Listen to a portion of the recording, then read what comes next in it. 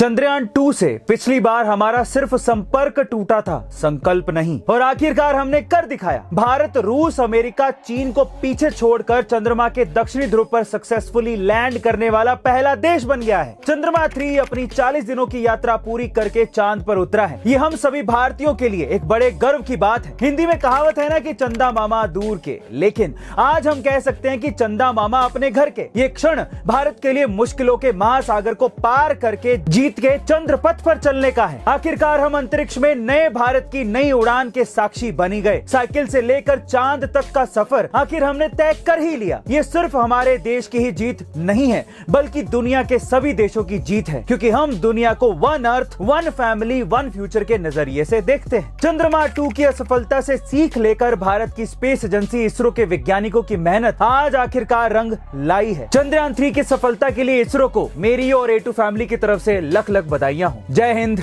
जय भारत। एक ऐसा इंसान जो ना तो कोई बड़ा बिजनेसमैन है और ना ही कोई बड़ा करोड़पति, लेकिन इसके बावजूद भी वो रोज अपनी कमाई का 90% हिस्सा दान कर देता है। कौन है वो बंदा, चलिए जानते हैं। ये बड़ा दिलवाला है हरियाणा के कैथल में रहने वाले फकीर चंद जी। इनका नाम भले ही फकीर चंद है, लेकिन दिल के बहुत बड़े अमीर है। 53 साल के फकीर चंद जी कबाड़ी का काम करते हुए एक दिन में 800 रुपए कमा लेते हैं, जिसमें से 150 रुपए वो अपने खर्चे के लिए रख के बाकी के पैसे ये अलग अलग सेवा के कामों में दान कर देते हैं।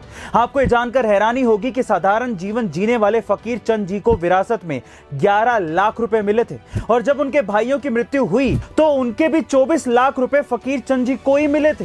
लेकिन उन्होंने ये सारे पैसे अलग अलग कामों में दान कर दिए। उन्होंने अब तक 5 गरीब लड़कियों की शादी के लिए 5 लाख रुपए, खाटू श्याम जी मंदिर के शेड बनवाने के लिए 3,60,000 रुपए, नीलकंठ मंदिर बनवाने के लिए 13 लाख रुपए। और जब फकीर चंद जी से ये पूछा गया कि वो ऐसा क्यों करते हैं, तो उन्होंने कहा कि मेरे आगे पीछे कोई नहीं है, तो मैंने सोचा कि क्यों ना इन पैसों को अच्छे कामों में लगाया जाए।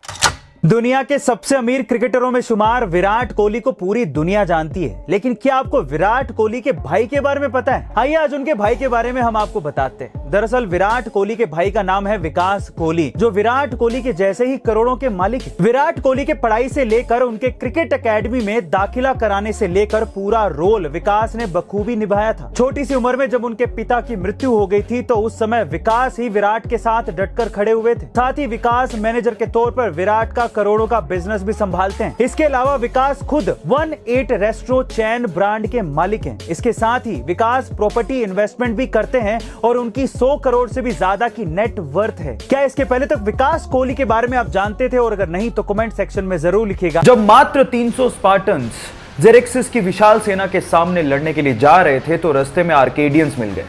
आर्केडियंस ने कहा कि हम भी तुम्हारे साथ लड़ना चाहते हैं, पर मैं हैरान हूं कि सिर्फ 300 सैनिक लेके तुम इतनी विशाल सेना से कैसे लड़ोगे।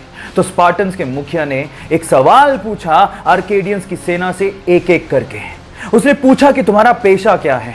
तो आर्केडियंस की सेना में से लोगों ने जवाब देना शुरू किया कि मैं मूर्तिकार हूं, मैं शिल्पकार हूं, मैं लोहार हूं।